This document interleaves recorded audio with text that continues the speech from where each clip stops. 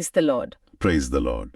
இந்த அருமையான புதிய நாளுக்காக இறைவனுக்கு முதல்ல நன்றி சொல்லி இன்னைக்கு நாம பார்க்க போற இந்த ஆழமான இறையியல் பார்வைக்குள்ள போகலாம். அன்பே உருவான எங்கள் தந்தையே, இந்த புதிய நாளையும் இதுல நீர் எங்களுக்கு தரவிருக்கிற எல்லா நன்மைகளையும் நினைச்சு உமக்கு நன்றி சொல்றோம்.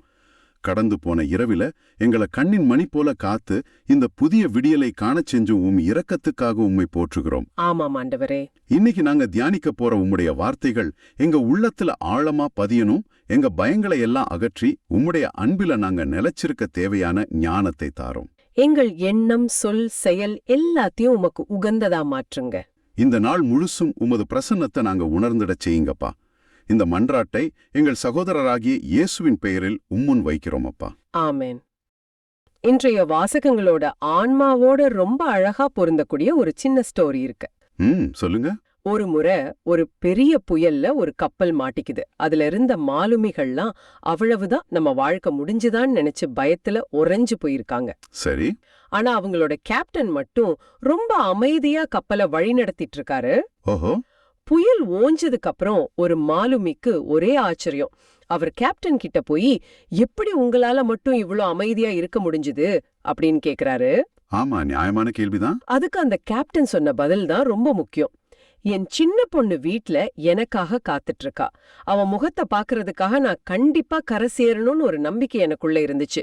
அந்த அன்பு இந்த புயலோட பயத்தை விட பெருசா இருந்துச்சு அப்படின்னாராம். வாவ், ரொம்ப அருமையான ஒரு நிகழ்வு இது. வெறும் ஸ்டோரி என்பதை தாண்டி ஒரு ஆழமான உண்மையை சொல்லுது. ஆமா. அந்த கேப்டனோட அன்பு அவருக்கு தெரிஞ்ச, அவர் பார்க்க விரும்பின ஒரு முகத்துல இருந்துச்சு. அதுதான் அவருக்கு அந்த புயலை எதிர்கொள்ற தைரியத்தை கொடுத்திருக்கு. கரெக்ட். இது ஒரு சுவாரஸ்யமான கேள்வியை எழுப்புது. நம்ம கண்ணுக்கு தெரியாத இறைவன் மேல நாம வைக்கிற அன்பு நம்ம வாழ்க்கை புயல்களை எதிர்கொள்ள அதே தைரியத்தை நமக்கு தருதா? ஆமா, இதுதான் மையமான கேள்வி. இன்னைக்கு ஜனவரி 7, 2026 திருக்காட்சி விழாவுக்கு பிந்தைய புதன்கிழமைக்கான வாசகங்களும் இதத்தான் நமக்கு உணர்த்துது. புயலுக்கு நடுவுல இயேசுவோட பிரசன்னம், பயத்தை நீக்கிற இறைவனோட அன்பு, அப்புறம் இரக்கமுள்ள அரசரோட ஆட்சி. இந்த 3 கோணங்கள்ல இத பார்க்க போறோம். ஆமா, இந்த 3 வாசகங்களும் ஒன்னா சேரும்போது பயத்துக்கும் அன்புக்குமான போராட்டத்தை ரொம்ப அழகா படம் பிடிச்சு காட்டுது. நாம நற்செய்தி வாசகத்திலிருந்து ஆரம்பிக்கலாம். மார்க்கு 6ஆம் அதிகாரம் 45 முதல் 52 வரை. நம்மளோட நோக்கம் இந்த வாசகத்தை சும்மா படிச்சுட்டு போறதில்ல, ஒரு ஆழமான கேள்வியை கேட்கணும். கேள்வி இதுதான்: 5000 பேருக்கு உணவளித்த அந்த மாபெரும் அற்புதத்தை சில மணி நேரத்துக்கு முன்னாடி தான் சீடர்கள் பார்த்தாங்க. ஆமா, கண்ணால பார்த்தாங்க. அப்படி இருந்தும் கடல் மேல நடந்து வந்த இயேசுவை பார்த்ததும் ஏன் பேய் அப்படின்னு நினைச்சு பயந்தாங்க? அவங்க உள்ளம் ஏன் மழுங்கி போயிருந்தது அப்படின்னு மார்க்கு குறிப்பிடுறார். இதத்தான் நம்ம இன்னைக்கு ஆழமா அலச போறோம். சரி, அப்போ அந்த நிகழ்வோட தொடக்கத்துக்கே போவோம். அந்த அற்புதம் முடிஞ்ச உடனேயே இயேசு தம் சீடர்களை படகேறி தமக்கு முன் அக்கறையில் உள்ள பெத்சாயிதாவுக்கு போகுமாறு கட்டாயப்படுத்தினார் அப்படின்னு இருக்கு. அந்த கட்டாயப்படுத்தினார் அப்படிங்கிற வார்த்தை என் கவனத்தை ஈர்க்குது. அதுல ஏதோ ஒரு அவசரம், ஒரு அழுத்தம் தெரியுதே. ஏன் அப்படி அவசரப்படுத்தி அனுப்பணும்? சரியான கேள்வி. அங்கதான் இந்த நிகழ்வோட முதல் மர்மம் விலகுது. யோவான் நற்செய்தியில இதே நிகழ்வை பத்தி சொல்லும்போது, அந்த அற்புதத்தை கண்ட மக்கள் இயேசுவை வலுக்கட்டாயமா புடிச்சு அவங்களுக்கு ராஜாவாக்க முயற்சி செஞ்சாங்க அப்படின்னு ஒரு குறிப்பு இருக்கு. ஓ, அப்படியா? ஆமா, அது ஒரு அரசியல் புரட்சிக்கான ஆரம்ப புள்ளி மாதிரி இருந்திருக்கும். ஆனா இயேசுவோட நோக்கம் அது இல்ல.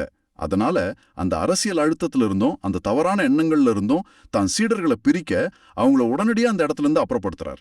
சொல்ல போனா அது ஒரு பாதுகாப்பு நடவடிக்கை. ஓ, அப்ப அது வெறும் பயணத்துக்கான கட்டளை இல்ல, ஒரு விதமான ஆன்மீக பாதுகாப்புக்கான கட்டளை. அது சரி. ஆனா அவங்களை அனுப்புறதுக்கு அப்புறம் இயேசு என்ன செஞ்சாருங்கிறது முக்கியம் இல்லையா? அவரு கூட்டத்தை கலைச்சிட்டு இறைவனிடம் வேண்டுவதற்காக ஒரு மலைக்கு சென்றார். மிக மிக முக்கியமான புள்ளி அது. இத நாம ஒரு ஸ்பிளிட் ஸ்கிரீன் காட்சி மாதிரி கற்பனை பண்ணி பார்க்கணும். சொல்லுங்க. ஒரு திரையில சீடர்கள் படகுல புயலை நோக்கி போறாங்க. இன்னொரு திரையில இயேசு அவங்களுக்காக மலையில தந்தையோட ஜெபம் பண்ணிட்டு இருக்கார். இதுல இருந்து என்ன தெரியுதுன்னா, சீடர்களோட போராட்டம் தனியா நடக்கல. அவங்க கைவிடப்படல. கரெக்ட், அவங்க கைவிடப்படல.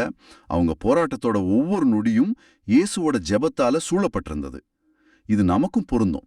நம்ம வாழ்க்கை புயல்கள்ல சிக்கும்போது நம்ம தனியா போராடுறதா நினைக்கலாம்.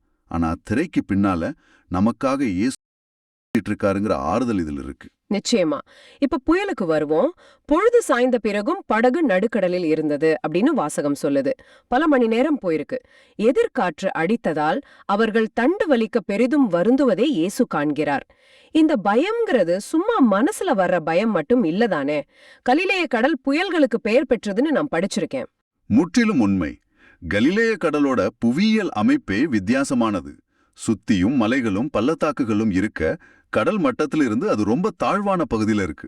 ஓ, இதனால மலைகள்ல இருந்து குளிர்காத்து திடீர்னு வேகமா கீழே இறங்கி கடல்ல இருக்கிற சூடான காத்தோட மோதும்போது கணிக்கவே முடியாத அதிபயங்கரமான புயல்கள் நொடிப்பொழுதுல உருவாகும். அப்போ அனுபவமிக்க மீனவர்களான சீடர்களே பயப்படுறாங்கன்னா அந்த புயலோட தீவிரம் ரொம்ப அதிகமா இருந்திருக்கணும். நிச்சயமா இது சாதாரண மழைக்காத்து இல்ல, இது உயிருக்கே ஆபத்தான ஒரு நிலை. ஆக அவங்களோட பயம் 100க்கு 100 நியாயமானது. உடம்புலயும் தெம்பு இல்ல, மனசளவிலையும் விரக்தியோட உச்சத்துல இருக்காங்க. இந்த மாதிரி ஒரு சூழல்ல தான் 4ஆம் காவல் வேளையில் இயேசு வராரு. அதாவது அதிகாலை 3 மணியிலிருந்து 6 மணிக்குள், இரவோட இருண்ட குளிரான நம்பிக்கையற்ற ஒரு பகுதி அது. ஆனா அவங்க இயேசுவ பார்த்ததும் ஆறுதல் அடையல. மாறாக அது பேய் அப்படின்னு நினைச்சு அலறாங்க. இதுதான் எனக்கு புரியவே மாட்டேங்குது. கொஞ்ச நேரத்துக்கு முன்னாடிதான் இயற்கையையே கட்டுப்படுத்துற வல்லமைய அப்பங்கள்ல பார்த்தாங்க. இப்போ அதே வல்லமையோட இன்னொரு பரிமாணத்தை பார்க்கும்போது அதை ஏன் பேய்ன்னு நினைக்கிறாங்க? மனுஷ மூளை எப்படி அவ்ளோ சீக்கிரம் ஒரு அற்புதத்தை மறந்துடும்? இது மறதிய பத்தின பிரச்சனை இல்ல. இது மனித உளவியலோட ஆழமான ஒரு பிரச்சனை. உளவியல்ல இத காக்னிட்டிவ் ஓவர்லோட் அப்படின்னு சொல்லுவாங்க. காக்னிட்டிவ் ஓவர்லோடா? அப்படின்னா? அதாவது ஒரு குறுகிய நேரத்துக்குள்ள ஒருத்தரோட யதார்த்தத்தையே புரட்டி போடுற 2 நிகழ்வுகள் நடக்கும்போது மூளையால அதை சரியா பகுத்தறிய முடியாது, திணறும். முதல் அற்புதம் 5000 பேருக்கு உணவு. அதுவே அவங்க புரிதலுக்கு அப்பாற்பட்டது. ஆமா. அது அவங்க ஜீரணிக்கிறதுக்குள்ள இதோ அடுத்தது ஒருத்தர் புயல் வீசுற திடல் மேல நடக்கிறார். இது அவங்களோட அனுபவ பெட்டகத்துல எங்கேயுமே இல்ல. அந்த நேரத்துல சோர்வும் பயமும் நிறைஞ்ச அவங்க மூளை ரொம்ப எளிமையான பழக்கமான ஒரு விளக்கத்தை தேடுது. புயல், இருட்டு, தண்ணீர்ல ஒரு உருவம், இதுக்கெல்லாம் அவங்க கலாச்சாரத்துல இருந்த ஒரே விளக்கம் பேய் அல்லது ஆவி. அப்போ அவங்க விசுவாசத்தை விட பயத்துக்கு முன்னுரிமை கொடுத்துட்டாங்க.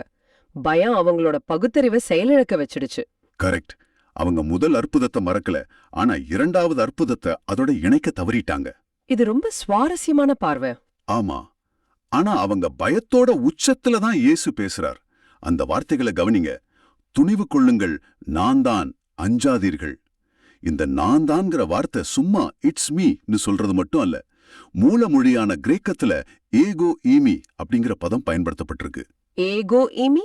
இது பழைய ஏற்பாட்டோட கிரேக்க மொழிபெயர்ப்புல விடுதலை பயண நூல்ல கடவுள் மோசேக்கு தன் பேரை இருக்கிறவர் நானே அப்படின்னு வெளிப்படுத்தினாரே, அதே வார்த்தை.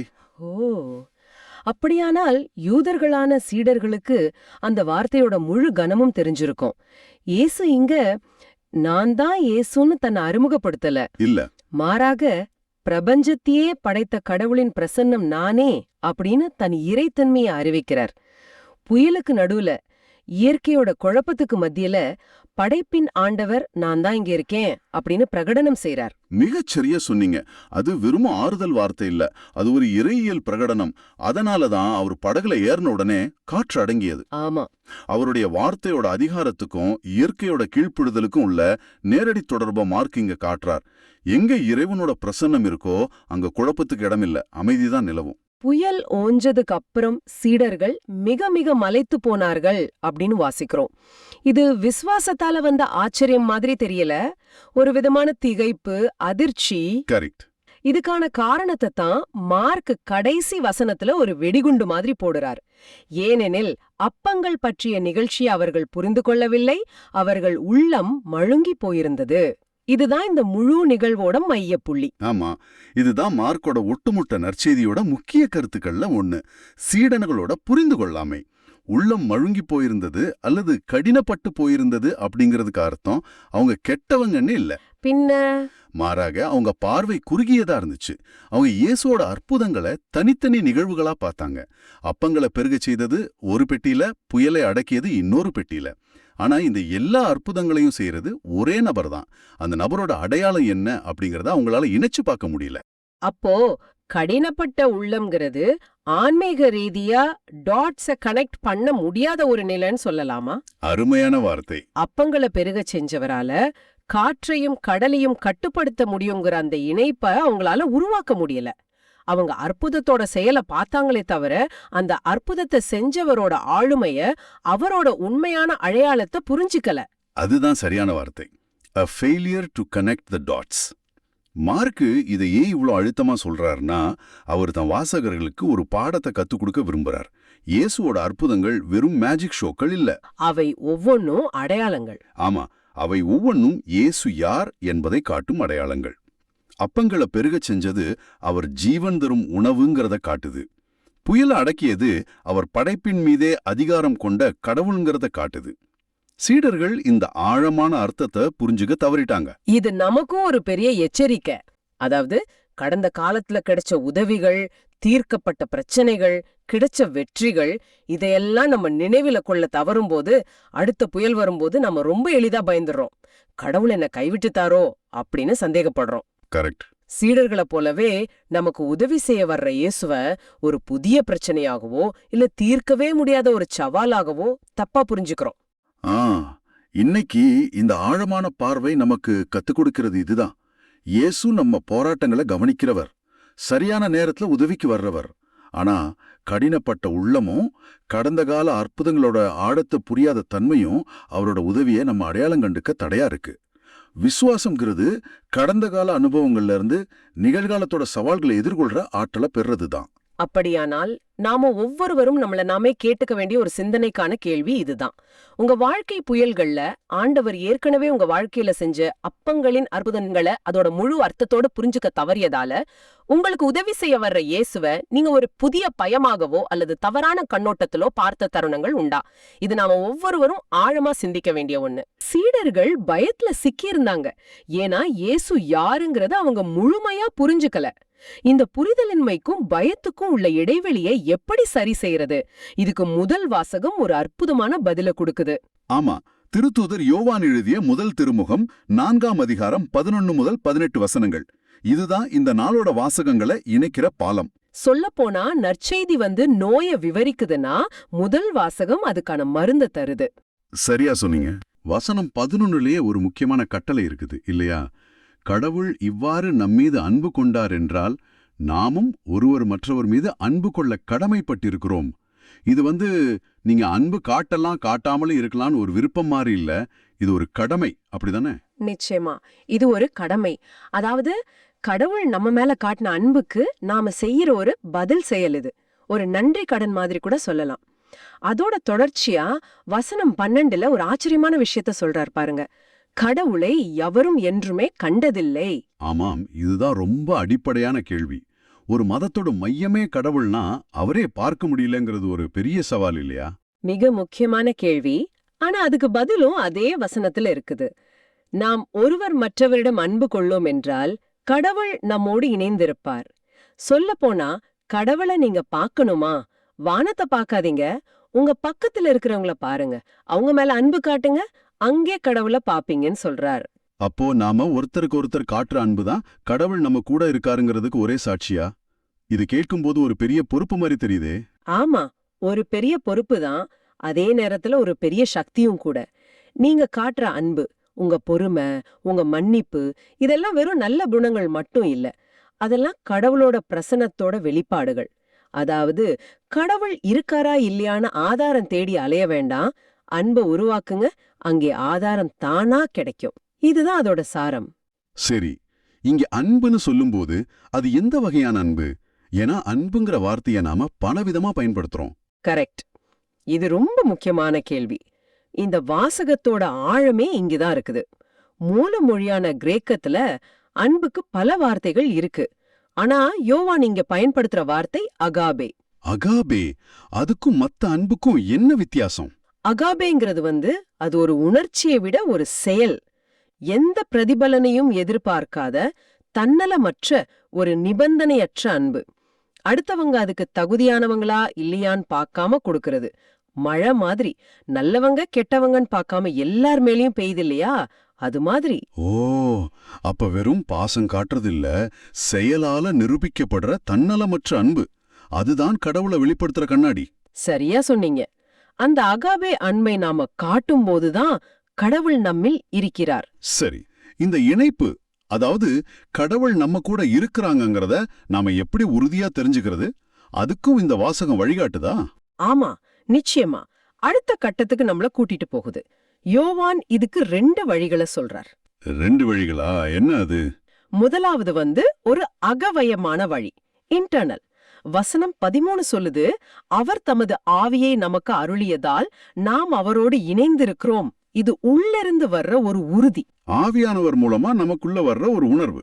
ஆமா, ஒரு உள்மன சக்தி. இந்த உறவை நமக்கு உணர்த்துற ஒரு தெய்வீக அனுபவம். அப்போ 2வது வழி, அது புறவயமா, அதாவது வெளியே தெரிகிற மாதிரி இருக்கணுமே. கரெக்ட்.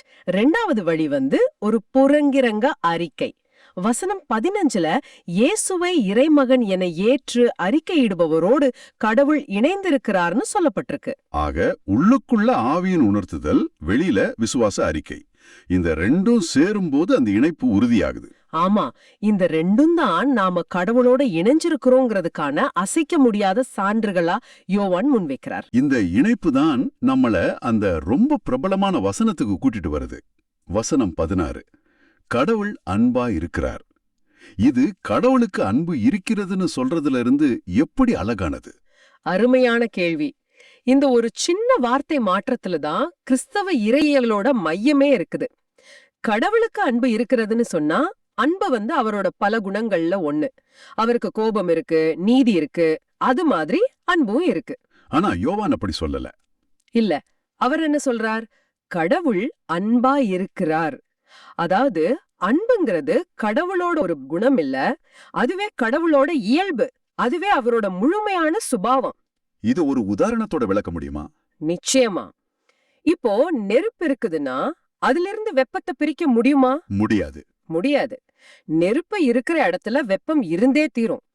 வெப்பம்ங்கிறது நெருப்போட குணம் மட்டும் இல்ல, அதுவே நெருப்போட இயல்பு. அதுபோல கடவுள்கிட்ட இருந்து அகாபே அன்பை பிரிக்கவே முடியாது.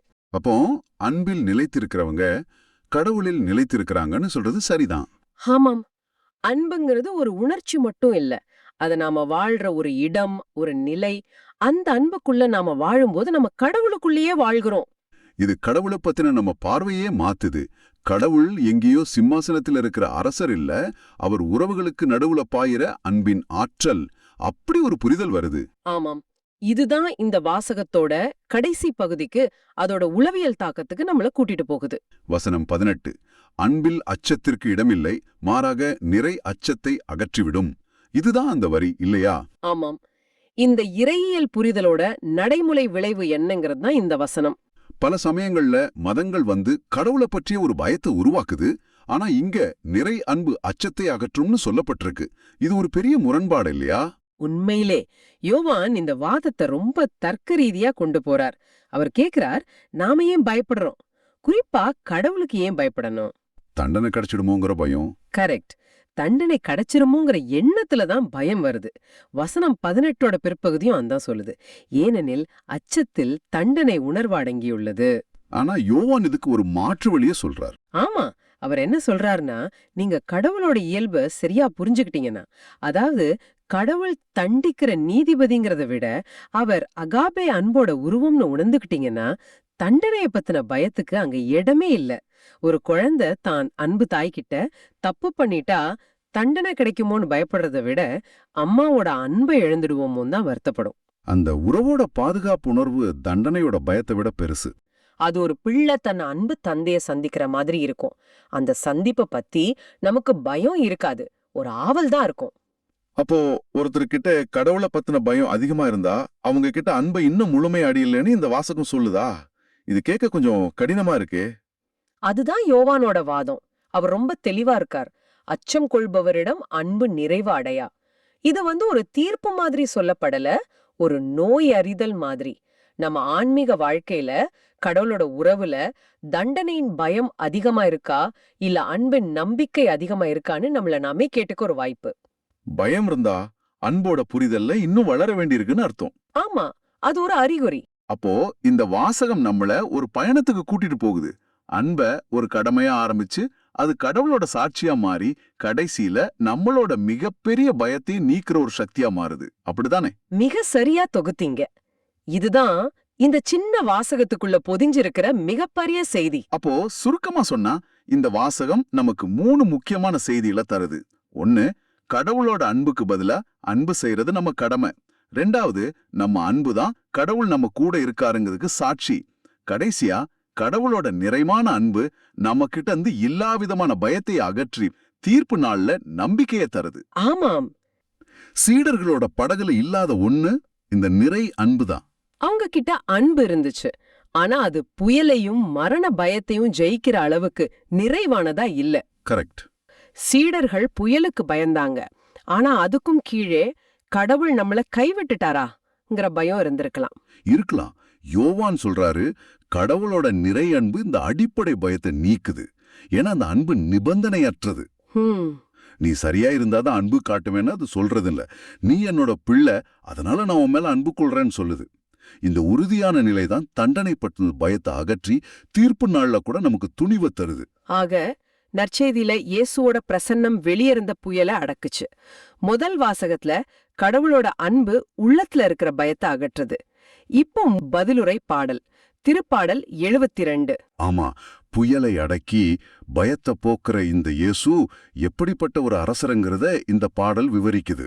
அதோட பல்லவியே, ஆண்டவரே எல்லா இனத்தவரும் உமக்கு ஊழியம் செய்வார்கள். ஆமா, இது திருக்காட்சி காலத்தோட மைய சிந்தனைய அப்படியே பிரதிபலிக்குது. இயேசு ஒரு குறிப்பிட்ட இனத்துக்கோ மக்களுக்கோ மட்டும் உரியவர் இல்ல, அவர் உலகத்துக்கே அரசர். ஞானிகள் கிழக்கிலிருந்து வந்தது போல. ஆமா, இங்க திருப்பாடல் சொல்லுது, தர்ஷீசு சேப்பா நாட்டு அரசர்கள் காணிக்கைகளை கொண்டு வருவாங்க, எல்லா அரசர்களும் அவரை பணிவாங்கன்னு. இது அவரோட உலகளாவிய ஆராய்ச்சியை காட்டுது. ஆனா இந்த அரசாட்சியோட தன்மை தான் ரொம்ப வித்தியாசமானது. உலக அரசர்களோட ஆட்சி அதிகாரம், படைபலம், செல்வம் இத பத்தினது. ஆனா இந்த அரசரோட ஆட்சி இரக்கத்தை பத்தினது. தம்மை நோக்கி மன்றாடும் ஏழைகளையும் திக்கற்ற எளியோரையும் அவர் விடுவிப்பார். அப்புறம் வறியோர் ஏழையர்க்கு அவர் இரக்கம் காட்டுவார். இந்த வரிகள்லாம் அதை தெளிவா காட்டுது. இதுதான் இன்னைக்கு நாம பார்த்த 3 வாசகத்தையும் இணைக்கிற மௌடம். நற்செய்தி இயேசுவோட அதிகாரத்தை காட்டுது. அவர் இயற்கையின் குழப்பத்தை அடக்கும் தெய்வீகம். முதல் வாசகம் அவரோட இயல்பை காட்டுது. அவர் அன்பா இருக்கிறார், அந்த அன்பு பயத்தை நீக்குது. பதிலுரை பாடல் அவருடைய முன்னுரிமையை காட்டுது. அவருடைய அரசாட்சியோட நோக்கம் அதிகாரம் செலுத்துறதில்ல, மாறாக எளியோரையும் ஒடுக்கப்பட்டோரையும் விடுவிக்கிறது.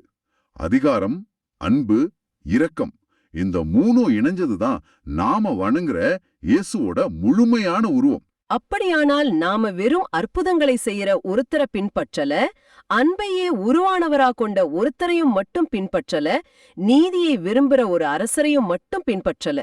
நாம இவை எல்லாமே ஒன்னா இணைஞ்ச ஒருத்தரை பின்பற்றுகிறோம். சரியா சொன்னீங்க. சீடர்கள் இதத்தான் முழுமையா புரிஞ்சுக்க தவறுனாங்க. அவங்க அதிகாரத்தை பார்த்தாங்க, ஆனா அந்த அதிகாரத்தோட முழு நோக்கமான அன்பையும் இரக்கத்தையும் அவங்க இன்னும் உள்வாங்கல. அதனாலதான் அவங்க உள்ள மழுங்கி போயிருந்தது. ஆஹா, இன்னைக்கு வாசகங்கள் நமக்கு தர்ற தெளிவான செய்தி இதுதான். நம்ம வாழ்க்கை புயல்கள்ல நாம தனியா போராடுறதில்ல. நம்ம தனிப்பட்ட போராட்டங்கள்ல, குடும்ப பிரச்சனைகள்ல, வேலை சார்ந்த நெருக்கடிகள்ல நம்ம தண்ட வலிச்சு களைச்சு போகும்போது இயேசு நம்ம பக்கத்துல இருக்கார். அவர் ஒரு மாயான உருவம் இல்ல, நம்ம பயங்களை போக்கி அமைதியை தர்ற உயிருள்ள நபர். நாம சிந்திக்க வேண்டிய ஒரு ஆழமான கேள்வி இதுதான். நம்ம வாழ்க்கை படகுல புயல்கள் எழும்போது நாம இயேசுவ எப்படி பாக்குறோம்? அவரை கடல் மேல நடந்து வர்ற எல்லாத்தையும் ஆளுகை செய்யற தெய்வீக நபரா உணர்றோமா, இல்ல சந்தேகத்தோடும் பயத்தோடும் பாக்குற ஒரு நம்ம பயம் அவரோட உண்மையான உருவத்தை மறைக்குதா? திருத்தூதர் யோவான் சொல்ற அந்த நிறை அன்பு, அதாவது கடவுள் நம்ம மேல கொண்டிருக்கிற நிபந்தனையற்ற அன்பு, நம்ம தனிப்பட்ட பயங்களை இன்னைக்கு அகற்றிடுதான்னு சிந்திச்சு பார்ப்போம். நம்ம எதிர்வினை அலறலா இருக்குதா, இல்ல நம்பிக்கையா இருக்குதா? இந்த ஆழமான பார்வை உங்களுக்கு பயனுள்ளதாக இருக்குதுன்னு நினைச்சா மத்தவங்களுக்கு இந்த வீடியோவை ஷேர் பண்ணுங்க. நற்செய்தியின் தூதராக இறையாட்சியை எடுத்துரைங்க. நன்றி. மீண்டும் நாளை சிந்திப்போம். இயேசுவுக்கே புகழ். அன்னை மரியே வாழ்க.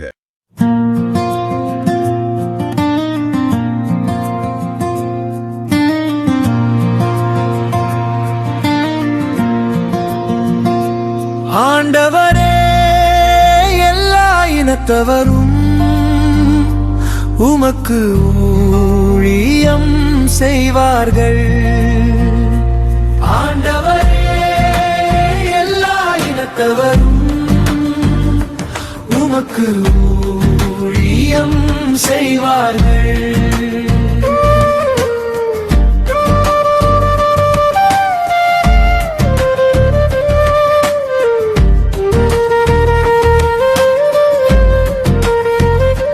கடவுளே, அரசருக்கு உமது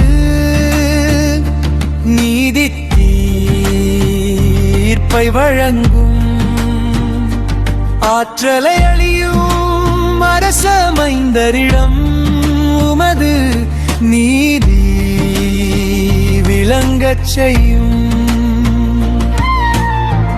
அவரும் மக்களை நீதியோடு ஆழ்வாராக. உம்முடையவரான எளியோர்க்கு நீதி தீர்ப்பு வழங்குவாராக. ஆண்டவரே, எல்லா இனத்தவரும் உமக்கு ஊழியம் செய்வார்கள்.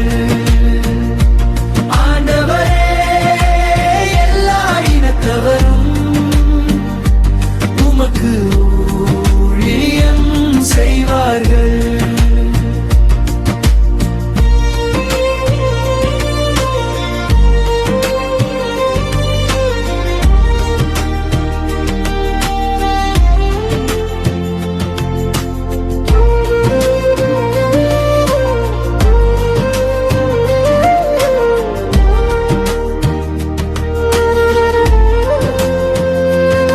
மலைகள் மக்களுக்கு சமாதானத்தை கொடுக்கட்டும்.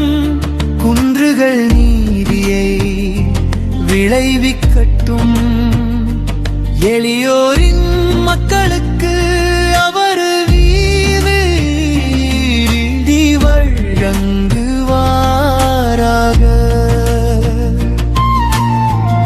இழைகளின் பிள்ளைகளை காப்பாராக.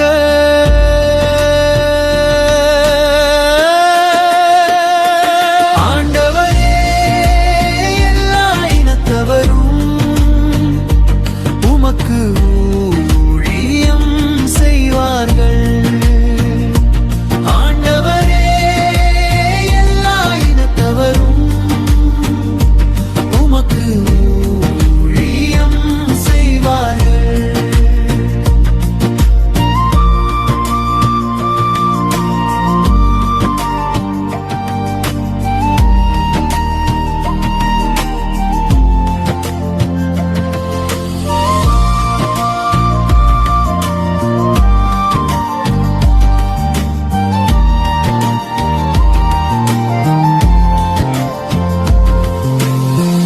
அவர் காலத்தில் நீதி தழைத்தோங்குவதாக. நிலா உள்ள வரையில் மிகுந்த சமாதானம் நிலவுவதாக. ஒரு கடலில் இருந்து அடுத்த கடல் வரைக்கும் அவராட்சி செலுத்துவார். பேராற்றிலிருந்து உலகின் எல்லை வரைக்கும் அவர் அரசாட்சி